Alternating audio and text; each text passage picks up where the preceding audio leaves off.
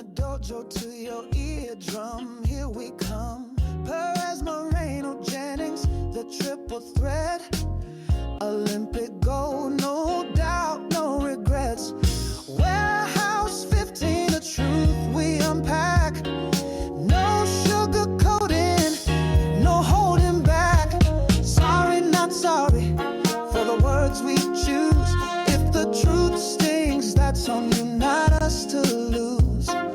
Taekwondo's raw, we lay it bare. Your feelings might bruise, but we just don't care. We speak our minds, no apology sent. This ain't no therapy session, it's commentary, heaven sent. We are back. This is the Warehouse 15, and today I am joined by my illustrious teammates, friends, colleagues, and contemporaries. Coach Moreno, how are you, sir? Man, I'm great. I'm fresh off my return from your new adopted home state of California. I was in Fresno, never been there before. I found out that I was in the middle of the state.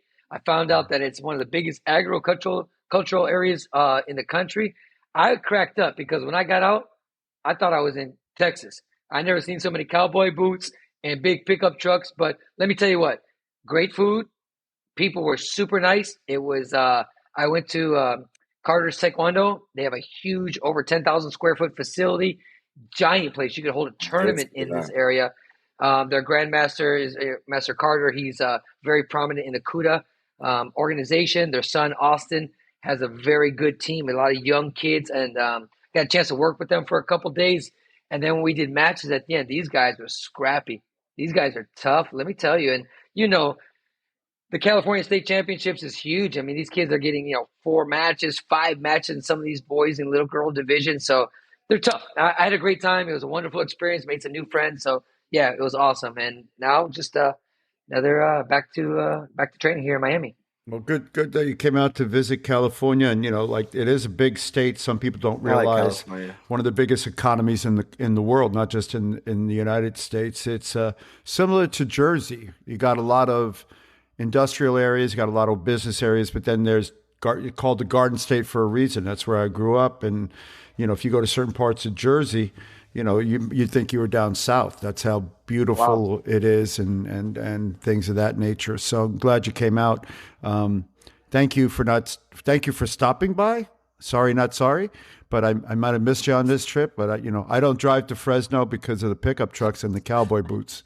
But you're correct. He runs a great program and has a big facility.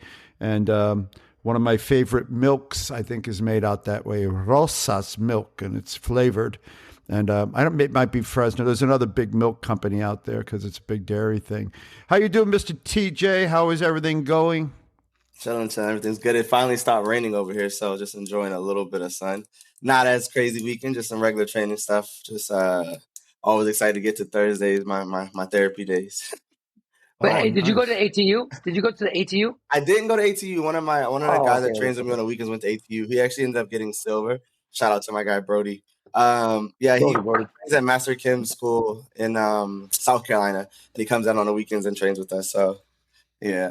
So he it looked big. People. Check this out. There's a guy in Florida, and I only know this because I'm in a local tournament one time, and they're like, Juan Moreno to ring 3.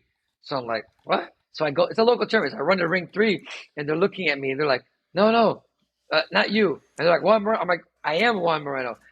This kid comes up. His name is Juan Moreno. No. And so like, I meet him. So I see him in all the tournaments. And I remember when he was a yellow belt and a green belt, and he would do forms and fighting. And I would always watch him. A good-looking kid, nice kid, respectful kid. Became a black belt. Actually, he trains with someone that I know, and they would come on Tuesdays and Thursdays and train with us a little bit. And so TJ sends me the bracket, and it's Juan Moreno, Florida, and he fights his guy. And so then I didn't tell you this, TJ. His dad sent me the bracket. He's like, I'm sorry, my son had to beat the GOAT. And I was laughing. And I was like, but it's kind of funny. The same name from Florida. It's kind of. Yeah, he sent it to me. That's pretty cool. But it looked like a good turnout. It looked like a good turnout there. I didn't actually get to see it, but I know a lot of other coaches that go out there for the ATU Nationals. Yeah. It's an up and down tournament here and there. So. Well, I just wanted to let everybody know that the Kukiwan posted a board of directors announcement. Somebody showed me for if you want a seat on the Kooky one. So I encourage everybody to apply because then they can deny you. You best not apply unless your name is Kim Lee or Park. And the historically Kim Lee or Park, not Moreno, not Moreno, My name is definitely Low. not Perez. Yeah. So My name is Low. Wan Hung Low. Yeah, you can be assured they'll pick the usual suspects, and you'll go through the process. So, but it'll speak volumes. The Kooky one's getting a lot of pushback across the world for its exclusionary practices, and then trying to make people take these master courses, which don't make any sense, and get recertified to become a recommender of black belts, something that people have been doing for 40 or 50 years and teach Taekwondo. So, yeah, we'll see. I mean, we should apply just to apply, but we'll see you should. what happens. But I may or may not apply, and I encourage all of you to apply because you can't cry unless you apply. If you don't enter the mix, you can't complain about the results. You can't win the Olympics unless you enter the Olympics, and you can't win a lottery unless you play it. So that's my public service announcement. You could be identified, but we'll talk about that later. Yeah, exactly. Hey, I got a quick factoid. So this is for all my hockey friends. Do you realize that there hasn't been a Canadian team in over 25 years that have won the Stanley Cup? What? And matter of fact, in the last 6 years, the Florida. You're about to start a war. Listen to this. This is my man, Mark Warburg out there. I know you're listening to me. I got you, man. Check this out. Master Park. Don't talk to me about those Winnipeg Jets, man. They got bounced.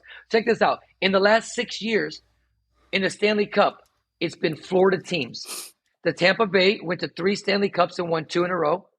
And now the Florida Panthers in Miami, not a hockey town, they've gone to 3 Stanley Cups in a row. They won last year, and we'll see what happens. This year, I think it's going to be a repeat of Florida and Edmonton. Now, Edmonton, I think, actually has the advantage this time. So Canada might get theirs, but that's crazy to think that a Canadian hockey club with Montreal, Toronto, Winnipeg, these Calgary, Edmonton, these powerhouses of teams haven't won in 25 years. Crazy, right? That's as I usually do. I was able to find a picture of the Canadians playing hockey. So let me share this with you. Let me. Oh, I'm in the wrong thing. I went to the wrong place. Oh, man. Let me try to go back. Don't put the wrong thing. Don't put anything weird up there. Let me get the right thing up here. Let me get where is my let me try to find it back. But I don't watch that much hockey. You don't watch that much hockey? Well, Florida just beat the Carolina Hurricanes, man. Carolina was in the finals. I meant to go to a game when I was in Colorado. Never actually made it to one. Yeah, they're good too. Yeah. Stay in room. There you guys are. I'm trying to find you guys. Let me stop sharing. Let me do it right because I did it wrong. Let me do it correctly. Here is, why can't I find it is the question. Never mind. I'll show it later. I had it. I don't know where it went. So there's something absolutely wrong with me. I don't know where it goes. But anyway, let me not share it if I can't figure out how to do it today.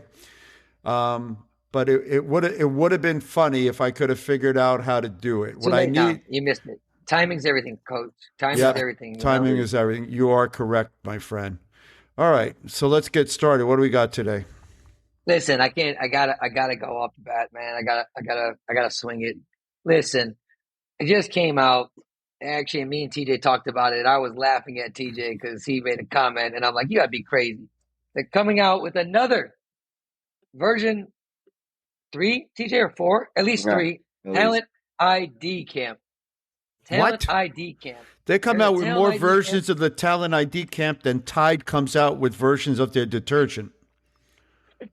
And it's not just a talent ID camp to show what you got, and we're looking for athletes for 2028 and beyond.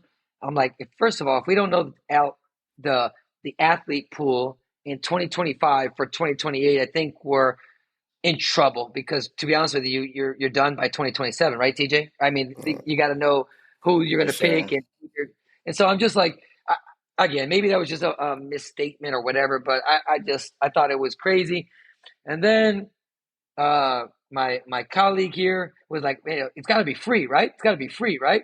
And I'm like, come on, can't be free. So I thought after a little research by Coach Jennings, what did you find out, Coach? How much? Drum roll. I think it was like $275 for early bird or something like that. What? $275 for what? Early bird. That's what I said. Monkey said what? $225. Yeah. An ID camp to show you what you got over 2 days. And of course, they're going to make a little money on it. They're going to take these kids' money or whatever. And I don't know where they're going to go. Maybe they have a new invention. Maybe they have a new system, a new program. I guess I always got to give people the benefit of the doubt. But it's hard when it's been done once, twice, 3 times. And I just lit a candle. I lit a candle for Taekwondo's fate.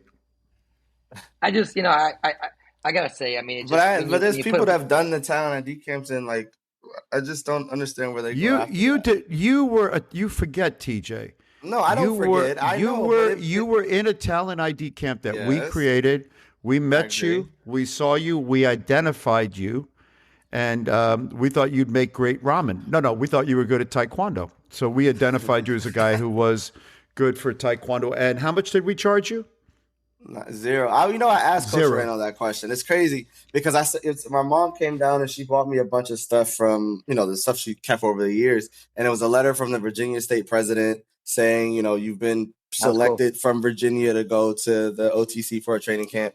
And then there was a letter from Coach Han Lee at the time back after the training camp, kind of like saying like, I did this good, I have all this, blah, blah, blah, blah, blah. And that kind of was kind of cool to look back to see the following of, where it started, kind of where it went to, and like the exchange. But I know they've done this before. I just don't. What do you do? What's different this time? You know what I mean? Or are we going to say it didn't work the first time, or are we just going to not acknowledge the fact that it just kind of happened? They went to these talent camps and then nothing. But I mean, and again, first of all, the talent ID camp that you went to a long time ago, that was for adults and seniors, right? Juniors transitioning in. It was a very select group. Of course, it didn't cost. You got your hotel. You got your, the training was free. The eating was free, and the rooming was free at the OTC at the time. So it's just a different era. But like, I want to just talk about the now and the present because, we've had these things. Some of them have been pretty big. I think the early ones were very big. I think they've shrunk as we've gotten down the line because I think people are a little bit skeptical. But I know there's a big one in Texas that was run extremely well by Coach Gianni Giambi. And, they brought in a bunch of people and they made a good chunk of change that was hopefully supposed to be reinvested in those kids. And I'm not sure if it was. I don't want to talk ill will because I don't know, but I've heard. I don't know the details, so I can't talk, 100%. But I guess my point is, like, what? 2 days? You got 2 days. Is it for kids? Is it for seniors? Is it for juniors? Is it for boys? Is it for the girls, cadets? What is it for? How long is it going to be? Like how much? I know they said there's going to be 3 coaches. What if they get 100 people there? They got 100 people for 3 coaches?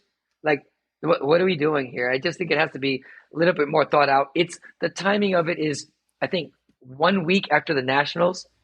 I think roughly at the same time that the under 22 kids are going to the Pan Am games. I know, and there's no perfect time. Here I am building excuses, but I just was a little bit frustrated when I saw that because come up with something new. I mean, they have this new seminar series that they're doing with a bunch of people. Okay, great. Is building some money for those guys. I guess maybe building money for the organization. That's great. Is giving information out to the different areas. I think that's all great. I mean, and it is what it is. They call it, their level up. But this talent ID, when you say that, it just sparks a reaction from me and a lot of other people, a lot of other coaches. Like, we've done this before 2 or 3 times, and here we go again. So I don't know. That's my quick rant for the day. Well, talent ID. So when you create a high performance plan, and for the uninitiated, a high performance plan is required by the U.S. Olympic Committee in order for them to disperse funds to your sport from the Olympic winnings from LA. And LA is another story we should talk about at some point because they're going to have some challenges. But you take that money, which the Olympic Committee invests in the Olympic Foundation and some other things, and the money that it makes through its sponsorship deals, and it allocates it to the sport. So in Taekwondo's case, they allocate a certain amount of money. And in order to get that money, you have to put a plan together called a high performance plan. One component of that is you need to demonstrate how you're going to find talent in the grassroots level, what you're going to do to develop them, what you're going to do to get them into the pipeline. The pipeline goes from grassroots, which is where all of us live as small coaches in small facilities.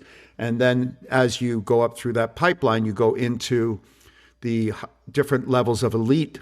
State levels should be regional levels, and then obviously national teams, and then your elite competitors.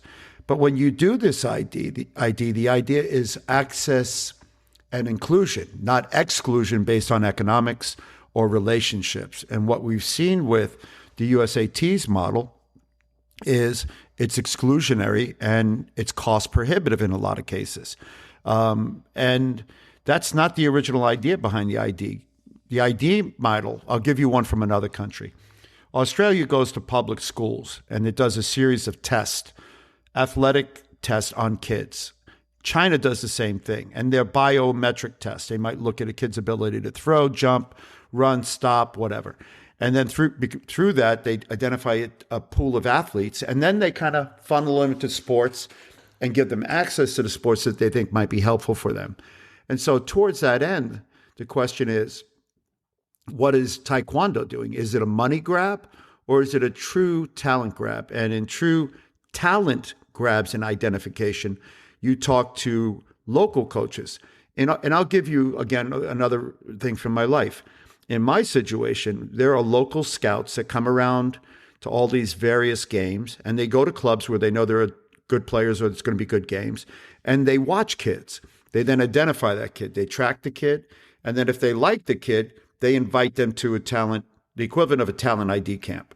And in my situation with my son, that's how he got invited to this earthquakes camp, right? A professional team, because they watched him, they tracked him. They told us we've been tracking him. We want to see him now in our environment, come on trial. And you know how much it cost? Zero. Nothing, not a dollar. We didn't spend a dollar. We didn't have to spend a dollar. We went to this training thing, and that's what the colleges do. They come out and they're like, hey, we want to see you guys in town. I thought this one would be free because it was at their location. I thought, you know what I mean? We're not talking overhead. We're not talking shifting someone's schedule around. We're not even talking travel at this point. Like, we're not talking about any of that stuff. I thought it was going to be free. Apparently USA Taekwondo is Spirit Airlines. So USA Taekwondo has become Spirit Airlines. Yeah, but when you talk about, like you said, identifying talent and trying to get people in a room, we're talking over the span of 2 days. How many people? I mean, like, that's a lot to ask. No, we're talking flights. You're talking what's hotels. Your goal? You're talking. You got to ask yourself what your goal is. I don't know. I guess that's the question. That the goal of the whole, like you said, we could be wondering what's the goal of the talent ID step. I've heard. Well, Coach Moreno said something good too. Coach said, "Listen, what do you do with the money?" In other words, I don't mind talent ID money. So if you say we're going to take $250 because we don't want. By the way, they're doing the talent ID wrong. If the way your kid's getting to it is he pays $250, then you are wasting people's time.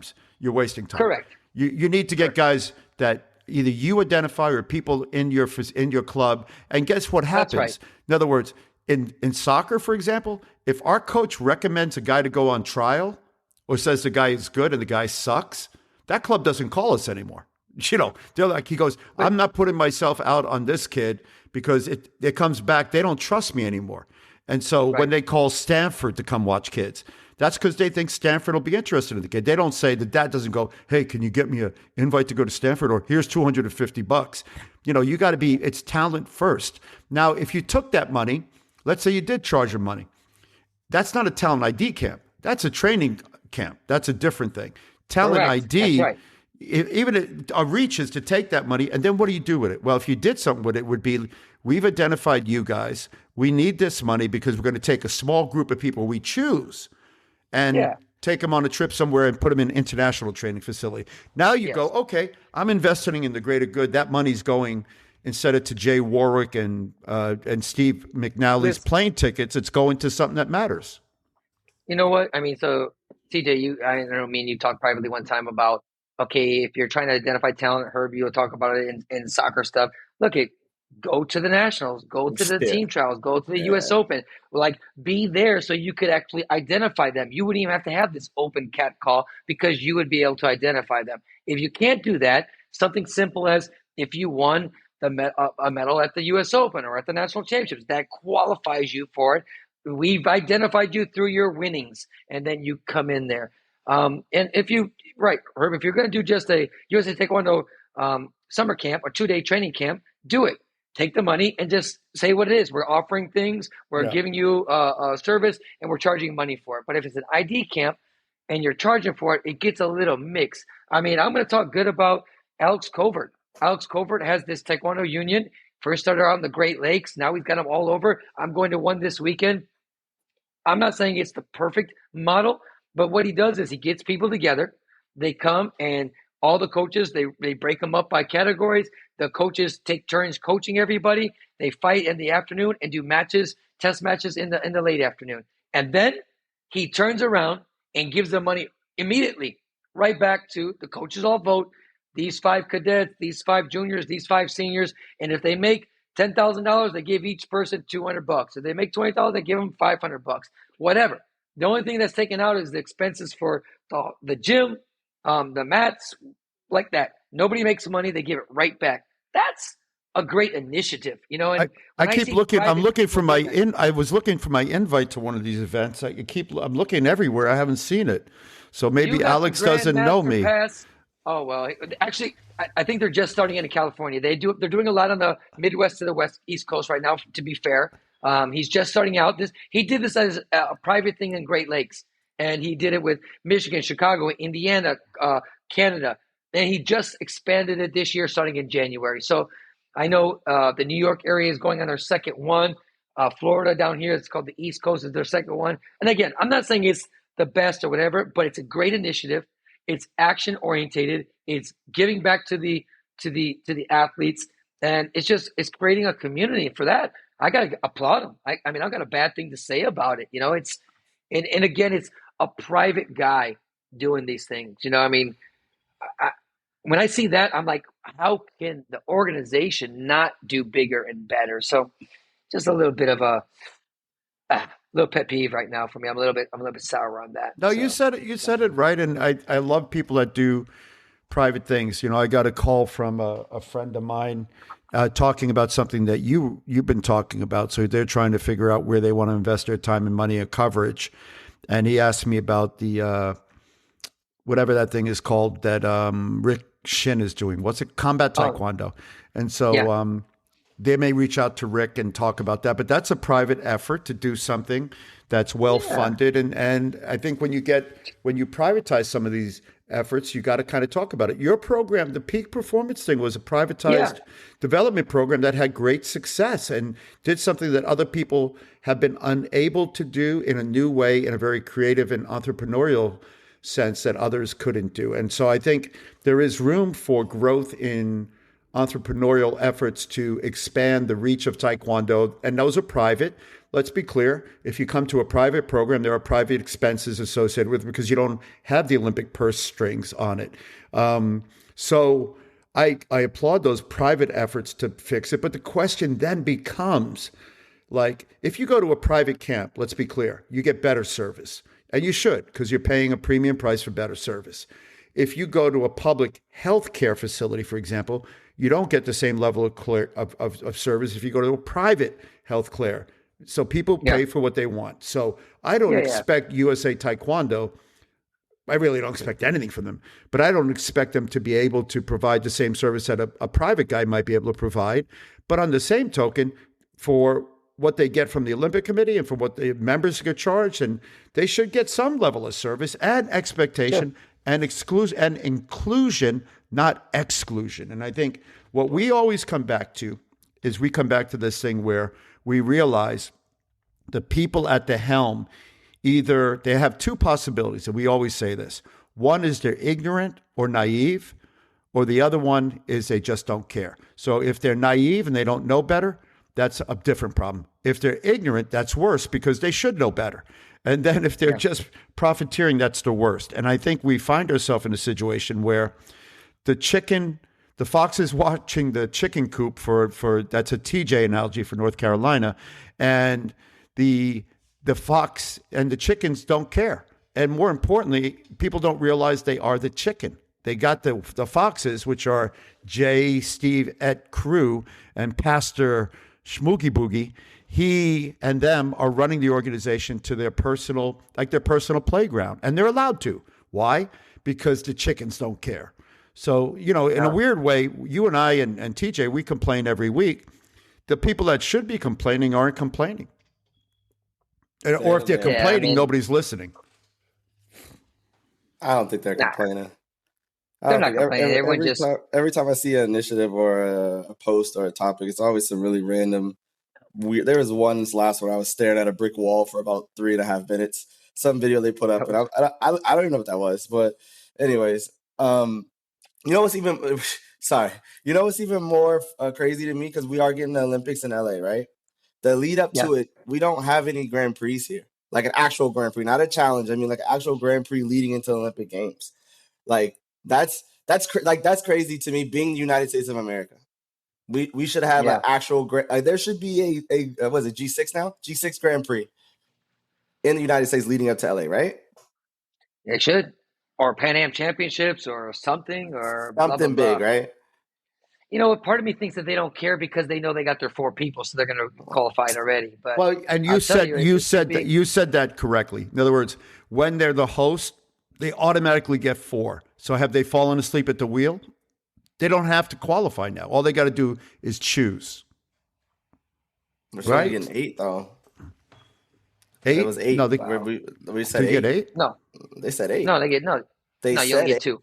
They said we're going to dominate in 20. Oh, they said. Oh, that's what they said. We're supposed they to said get it should be all easy. divisions. I heard one of my friends that in the board of governors they said that it should be feasible to score 8 people. It's very reasonable for them to do it. How? I'm like, that's just a ridiculous statement. Feasible. I mean, first of all, no country has ever done that. Certainly not the United States. When there's Iran and Korea and Russia, I mean, no one's done it. But let me understand what that means. So the U.S. can pick 4. They pick 4 spots because that's the max allotment, right? Or is it 8 the max? They get 2 and 2. 2 and 2 is automatic. But what possibly could happen? You could qualify 4 and 4 by the Olympic ranking. So if you get top 5 in the Grand Slam, but let's say top 5 in finweight, featherweight, welterweight, heavyweight, and the same thing for men and women. Theoretically, hypothetically, name one country that's ever done it. That's my point. No, nobody has. Yeah. So all of a sudden, America's going to do it. I mean, listen, it's a great goal. We should have some goals, but I think we should be in the business of being realistic too. So I mean, have lofty goals, but that's a little bit much. Well, we're 2026, and let me ask you both a question then.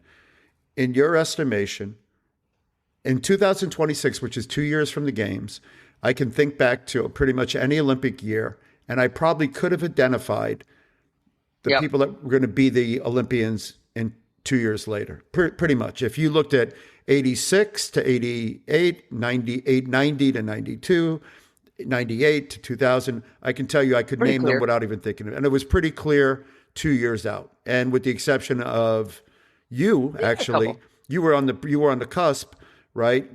But even then, I would have said in 86 you were on the cusp, right? You'll be within realm of it all. So where are they? Where are they now? Where are they now? Well, right now, I think that these guys have. I think they do have a couple people that they think, especially on the men's side, which is a little bit strange. Kind of going into this whole program, kind of kicking back to the talent ID program. We're stuck with the same 2 original people that came in 7 years ago, right? I'm just going to say CJ and John Healy. Those are the 2 males that are on the national team from the academy. They're from the original group, and yet they're still here, and there's not another one. What about this Mike Rodriguez kid you talked about? Yeah, but he's not with them. I mean, that's my guy. That's TJ's guy, right? I mean, that's a guy that we've developed and we brought up. But listen, if I had to bet right now, they're going to leave him on the outside. They want these other two guys. I mean, we're going to have 2 years. Everyone's going to have 2 years because all these points are going to get reset. And we're going to see starting next year who can really put up. Yeah, it's crazy because, like, I mean, again, every country's going to go through this at the exact same time, but going back to 2 years out, it's a race at that point. It's a race. It's a race. And I'm going to tell you, there's a couple people in every division that are going to push those names right now. We have this kid, Lucas Rodriguez, who's a 74. He's from Fort Lauderdale up north. He's a good young kid. He's going to fight 74-80. He's going to be at this Grand Prix. He's been training in Europe a lot. He goes back and forth between Europe and Fort Lauderdale with his father. They have a good rhythm. I give the kid a lot of credit. He's like 18 years old. He's fighting big matches. He's winning some. He's losing some. He's medaling all the time. I mean, he's, just like any up-and-coming athlete, he doesn't look afraid. He stands in front of anybody. He's in hard out. He's not going away. He pulls matches out. When he's dominating, he dominates. So I think he's going to give some 80 guys, especially in our country, a run for their money. And I'm saying that right now. I mean, give the kid 2 years. It's the same thing with Michael Rodriguez. Young, obviously fearless. He still has a lot to prove, just like everybody. But if I got to bet, I'm betting on those two young kids. If I got to bet, knowing what the Olympic age range is, I'm investing heavily in those two kids. The ironic thing is, both of those kids are doing well outside the program. Outside the program. Now, will the program assist them and add to what they're doing? Will they cut them off? Will they require them to come? That's going to be a question that's going to be probably talked about over the next, 6 months. You got to get away from that requirement to come stuff, though. Like it just doesn't make any. Again, I said it last podcast. Like, I was allowed to stay and train in a certain place because I had success there. But when I first joined the WCAT program, I had success there, so I was allowed to keep building and at least going in that direction, as opposed to like you said, changing your whole system, changing your whole training plan, relearning, and not building from where you are until you almost get to that brink where you need to possibly go somewhere else. I think we're doing it too early. I don't. TJ, I'm gonna tell you something. This model is the new model, and I'll tell you why. Even Mexico has the most traditional national program out there. It's known from cadet and junior. You make the team, you go. And Briseida Acosta was one of the main people that lived in Miami. She left her program. She came to Miami. She trained with me. We got her to the Olympics. She won Pan Am Games. She won Grand Prix medals, and she won World Championship medals. And she was one of the first people that left. They let me coach at the Olympic trials, first time ever. Now, guess where Carlos Sensores is training? The heavyweight. He's training by himself. Guess where Daniela, I forgot her last name. Daniela is training. She's training outside with her personal coach. So both of their two Olympians are not in the program. They're outside. Why? Exactly what you said, TJ. They're having success. They don't trust the format. They have their own private coaches. They have a history of success. And so I don't know if the federation is allowing them to. I don't know what, but it's happening. And I think the same thing is happening right now in America. You're having kids. They're having success outside of the program. And I think the federation should support them, should help them. I mean, if they're getting their butt kicked and they're not performing, you pull back the funding. But if they're doing good, you reward them, or you assist them. If you truly believe in them, you assist them. So the Olympic maybe this leads it. Yeah, the Olympic Committee has historically, and I'll go down to something like, which will make sense for all of us, and especially you guys. When you watch an NBA team and you look at their uniforms, are they all the same? Yeah, on a team, one particular team. Yeah, they are. Team, yes. They all wear the same team. When you look at their sneakers, are they all the same? Maybe sometimes. No. And you know why? They figured out that only college. Yeah, the athletes realized that they need to have their performance-enhancing equipment. Well, guess what? Performance-enhancing starts with training. It's the most important part of performance-enhancing. You don't change the thing that brought them to the table, because that's the thing that enhances their performance. Nothing is more important than where you train, how you train, and who you train with. That's where true performance starts. So why would you, unless you have a better system, right? And Yeah, and I'm living this at this moment, right? So it's kind of personal where I'm having to think about this thing. And, you put yourself in the best training environment you can with the best coach. So if you feel you have the best coach, and it's an individual sport, by the way, Taekwondo, with the exception that you train with other people for your personal training, you find the best training situation with the best training partners you can. If you have it, and you think where you're going doesn't have as much or not the right partner, whatever, then you stay where you're at. And I'm living this right now again in my life with my son, right? Because he's in a great training facility with a great training partner, but he's been offered a level up with, a level up of every player on the field. And so now it's a But your tough thing is choice. different because you got teams. You got teams. You know what I'm saying? Like, And that's it is thing. different, but different in a different way. In other words, and this you'll understand this. Both of you'll understand this. It's different, but not different, because when you train, you and I and all of us, two things matter to us. Number one, the coach. Number two, the most immediate thing was the training partner. If you had a great coach, but you didn't have anybody to fight with, somebody to train with. I had Kevin Padilla. I had Mark Williams. I had later years Sean Burke. These guys like this. What? But now, if I didn't have that, and let's say I went to the Olympic Training Center at that time, who would I have? I would have had you maybe, and you're 50 pounds lighter than me. That doesn't enhance my training. But that's where I was going to go with that. Honestly, see, that's a good point, because there's a myth that you have to have somebody like the exact same as you. Because, for example, what weight was Kevin Padilla? What weight was Mark Williams? And I'm not featherweight, and you're a middleweight, and those were great training partners for you. Yeah. Sometimes you get better. Yeah. Sometimes you might have some people need a heavier, some people need a lighter, some people just need someone that work like I'm gonna say something on a personal level, and TJ, you know this.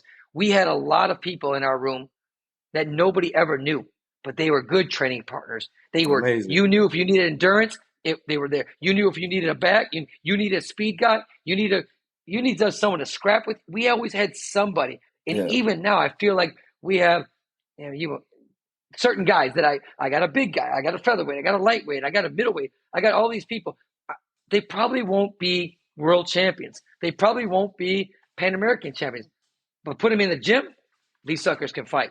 These guys can fight. And they know how to work. They can fight. And they know how to work with your people. So I go back and forth about that. I think I've had, like I said, I've had some really good training rooms, even in Virginia, when a lot of Ivory Coast guys were coming over. Matthews had a lot of them. I was always in an intense training room, and I was actually one of the athletes. I switched at one point to get to an intenser training room, to get that shock and that injection back. So I can understand both sides, but I think that part's a myth. I don't think we're at that stage anymore. I think I go back to, how about if it's working, let's start there first. Like, we don't go, just because it's working doesn't mean let's move. How about you ask the question of, what do you need? How about that question? Yeah. That's historically what the question was, that was always asked. And the question is, what do you need to be successful? What can I do to enhance your ability to be successful? And if you don't start with that question, Yeah, no, I'm sorry, go ahead. If you don't start with that question, the only reason not to start with that question is if it's clear that the athlete you're working with has no clue. Either they're too young, or the coach doesn't understand, and they just they're lightning in a bottle. They've been successful just because they have ability and talent. Right? Then you have a different conversation. It's like, what are you doing? Well, I'm running up the mountain 3 times a day. Well, that has nothing to do with your success, right? So, but if you do have athletes who are in good programs with good coaches with historical success, what are you doing? Why are you trying to undo? Why are you trying to undo his success? And the list of athletes who have changed, who have tried and failed because of that is very long, right? But you know what another model is? Like, I mean, again, when I first went to Brazil, I took a pad of paper. I went to the national championships. I sat down almost every head of table right next to referees, people looking at me, didn't speak the language. And I was just watching fighters. And I'd be like, oh, match 115. What's his number? And I would go back and I'm like, hey, we need to look at these guys. And then we didn't have money to bring them to all the place, but we could introduce ourselves, find out where they live, find out what state they're from, and hook them up with a coach over there. And let's see if we can kind of get them. And that's another thing.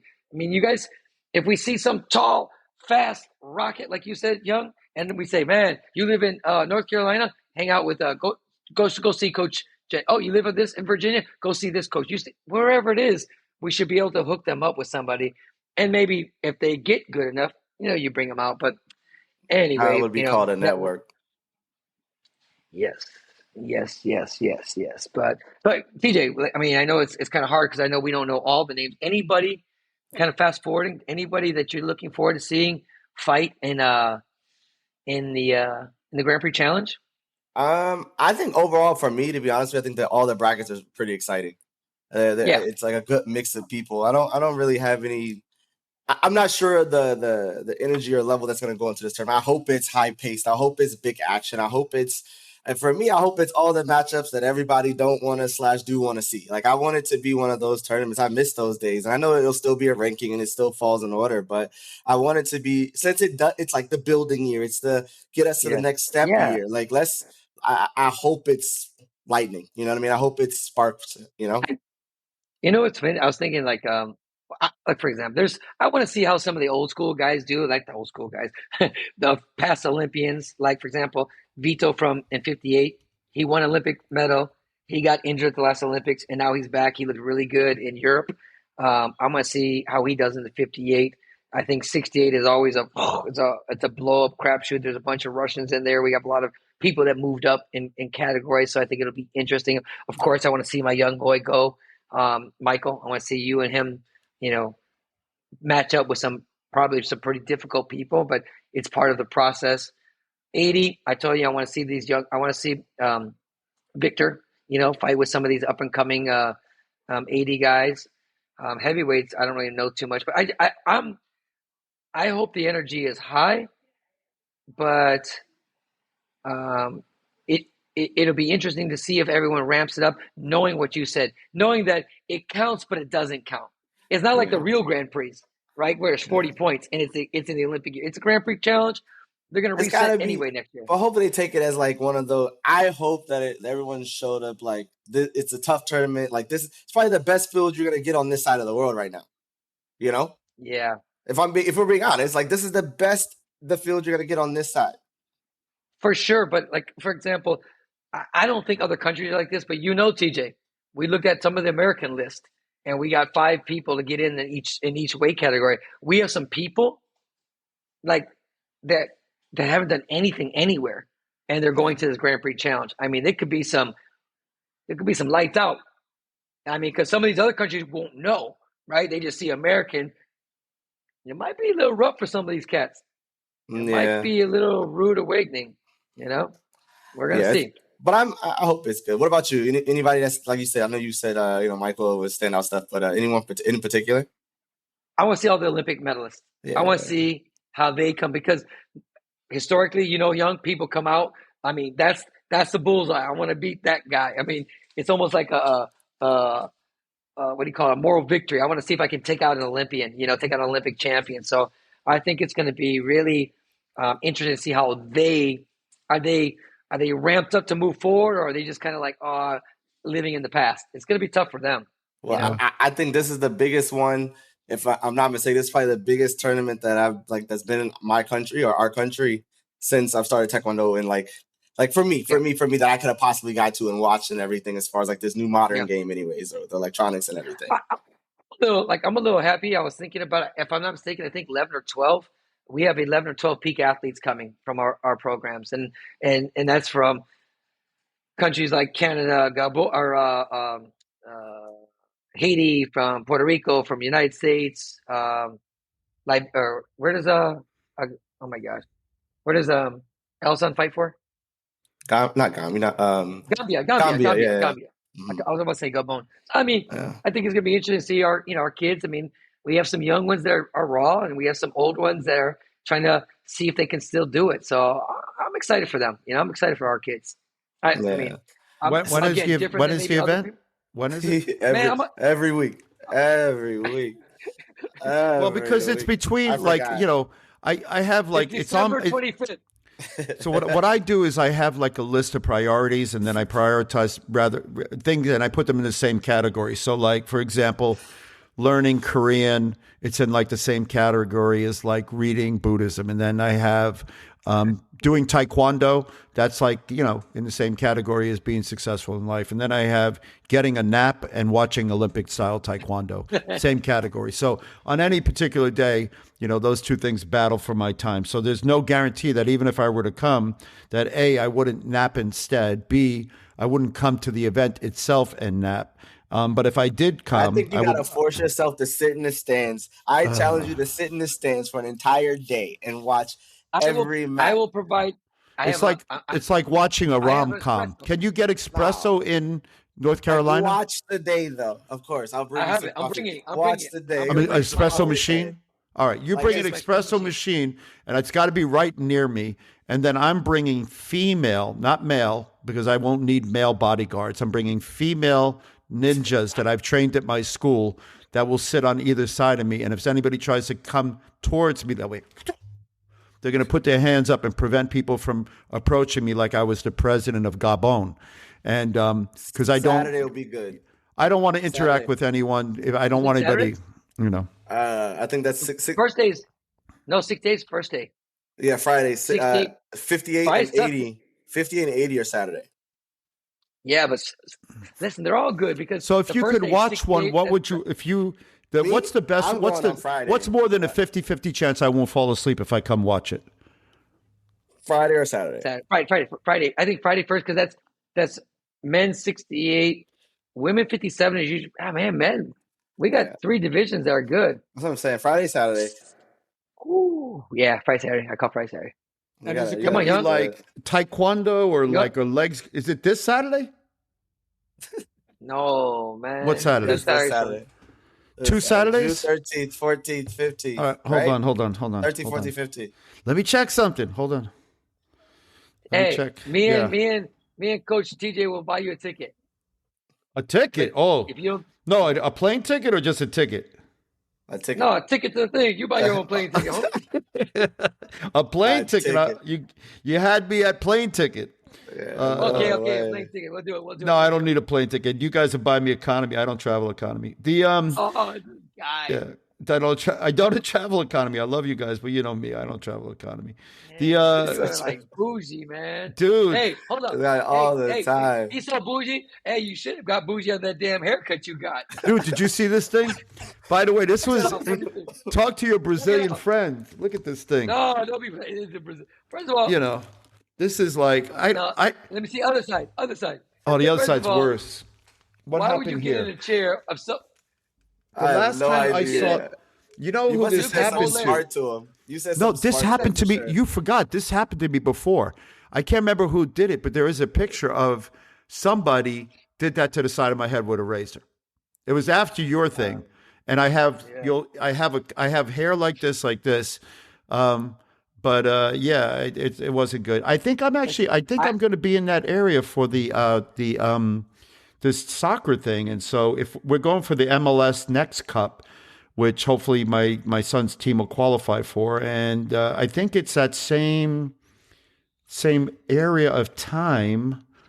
So let me see if I can figure out where is it. Where's the Next Cup? Well, first of all, I don't have many rules in life, but one rule Tennessee is Tennessee. Kind of. Sure. Yeah, not really. Yeah, but you're gonna be busy with the soccer stuff. No. They only play one. We play one event a day. How far is Tennessee from North Carolina? Maybe I should get a map. You can drive it. I think we did this before. How long did we say? I don't know. I don't remember. I think we said it last week. I don't remember how many hours. It's a good little drive. Okay, back to my rule. Don't get in a barber's seat when a dude don't speak the same language as you. Facts. What? Guys, oh, that's true. That is true. I don't know what I was thinking. I should have left. I have a good friend of mine who cuts my hair, but he was busy out of town, and I have like a conflict. My God, it's 9 hours. Yeah, it's a drive. No. I told you. What? No. A drive is different than this. This is like 600 miles. That's a plane. It's a different state. What do you expect? I mean, come on. Holy! Look at the. Oh, what the? What? I think you gotta go watch. What is this? You would like it, yeah. I think you gotta go watch. No, but look at this. Look at I think you gotta go watch. Where I didn't even know where North Carolina was. All right, so Tennessee is not near an ocean. News to me. And then look, Oh my what the? Hey, Mr. Scholar here doesn't know where Tennessee is. I have to go through Ohio? No, Charlotte, North Carolina. What is Knoxville? Oh, I like Knoxville. Look at that. And what is this? You are not driving 9 hours. This is such a waste of film and camera time. This is the man. When I told him a month, 2 months before that I'm going to be in Fresno, he's like, "Oh, Fresno's like 2.5 hours, 3 hours. No, it's too far." Now he's talking about driving 9 hours. Yeah, right. No, I'm not talking about. I'm not talking about. I'm telling you right now, unequivocally, if I come. Do they have an airport where you are? Like, like a real airport, not one of these like Cessna airports. Yeah, we got an airport. What's the name of the airport? Charlotte, CLT. Charlotte, hold on. I got it. I'll put you on mute. I got to talk to now he's answering phone calls. Oh my god. This guy. Look at that. Look at side. Look at the hair. Look at that. He looked like Larry Curry from the Three Stooges. You guys ever remember that? That boy got a bowl haircut. No way. Oh, poor guy. But I think it'll be good. I think it'll be good. There's gonna be some really good matches. There really are. I mean, I think I'm hoping that I hope we get a couple American medals. To be honest with you, I think that would be really great for the country. That was just my wife calling me to tell me she loves me. Oh, that's so nice. Yeah, I know, actually, she was calling to see if I picked up my kids. But go ahead, I'll pretend like it was love. Hey, your kids don't drive?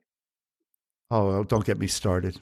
This generation, I'm Uber dad. Uber usually means super.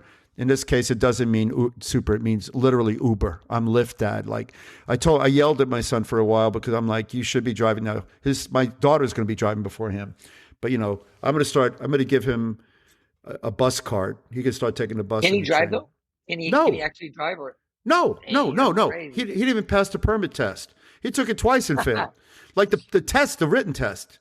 That's so funny. Yeah, ridiculous. No, he's trying not to pass it. Yeah. But he's going to pass it, or he's going to have bigger problems. But that's life. But I will. I can guarantee you that I'll find if there is an airport. What's the name of the airport? Charlotte. Oh, the Charlotte's. Oh, Charlotte. I like Charlotte.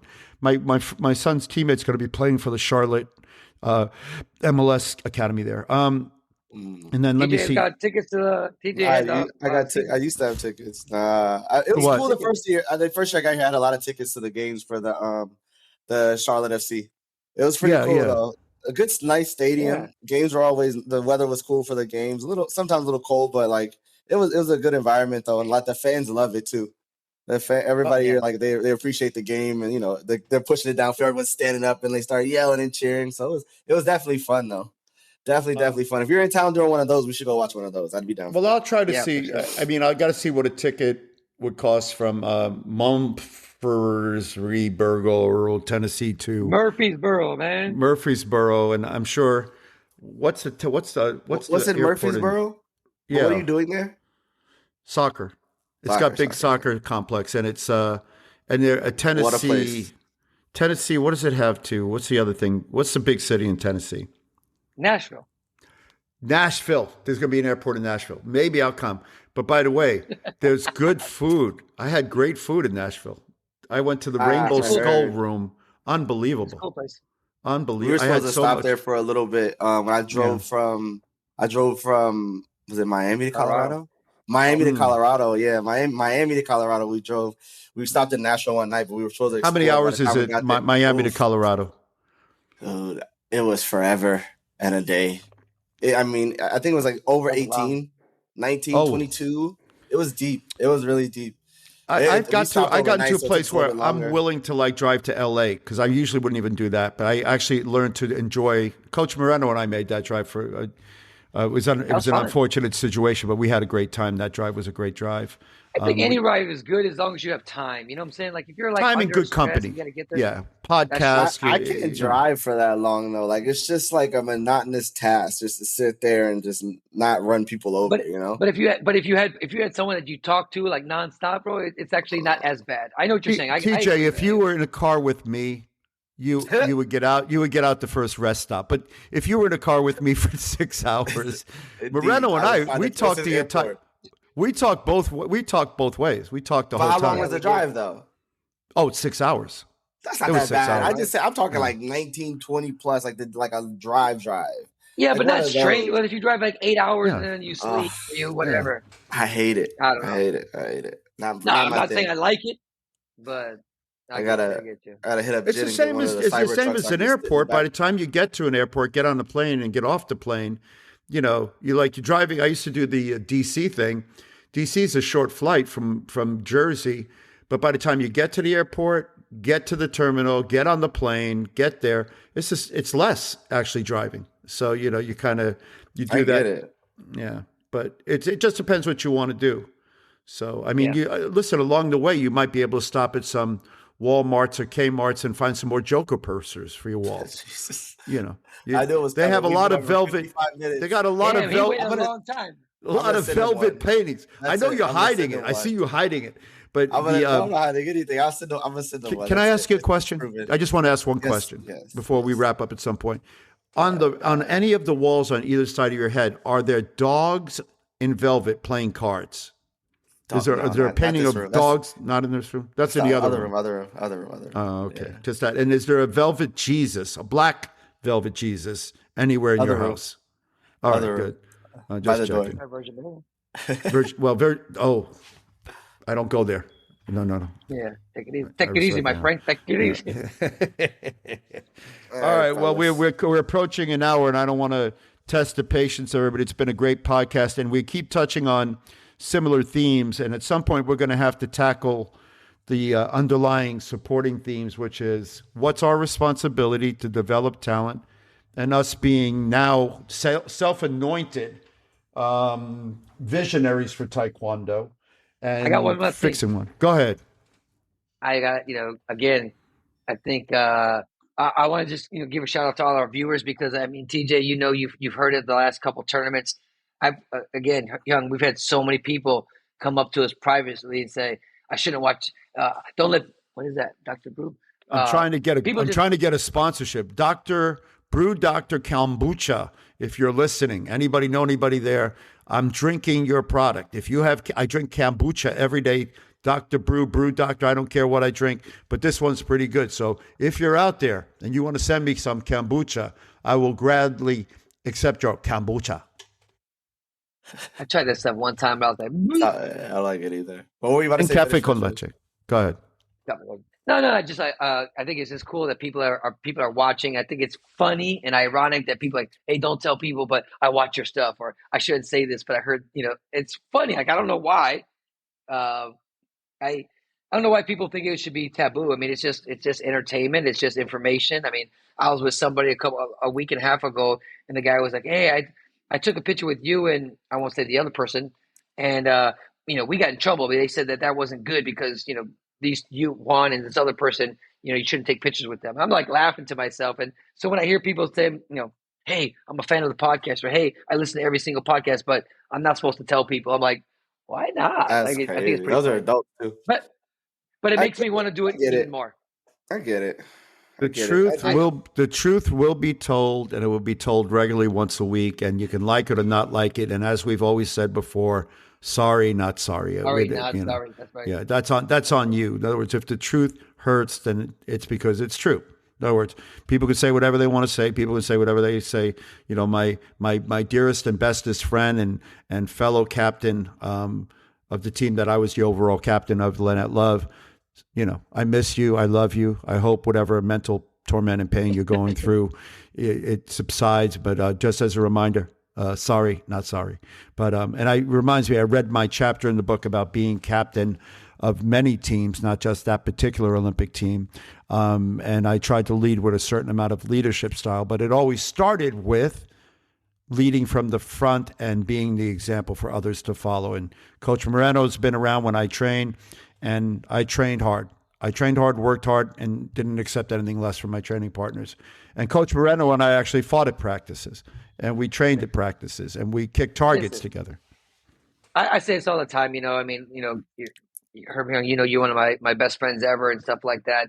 And, just like all of us, we take the good with the bad. And, I stand by you and I take the bullets for you. If, when people say, I don't let anybody say anything bad about you in front of me because you're my friend. But I'll be honest with you. I mean, we didn't always see eye to eye on things, but and I'm saying this in all honesty, you always led by example, and you never asked me to do anything that you wouldn't do. And so when I think back of those times, I mean, they were tough. We trained hard. We had good days. We had bad days. We had good performances, bad performances.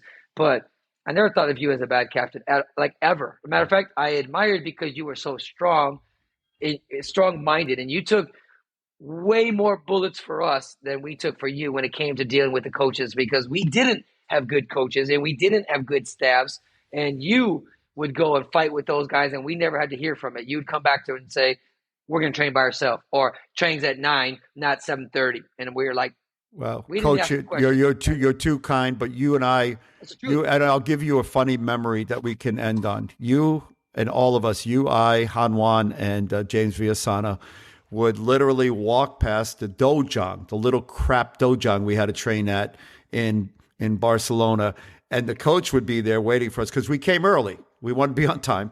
So we'd come early, and we'd walk past the dojang, and Don Cooper would go, where'd they go? Where'd they going?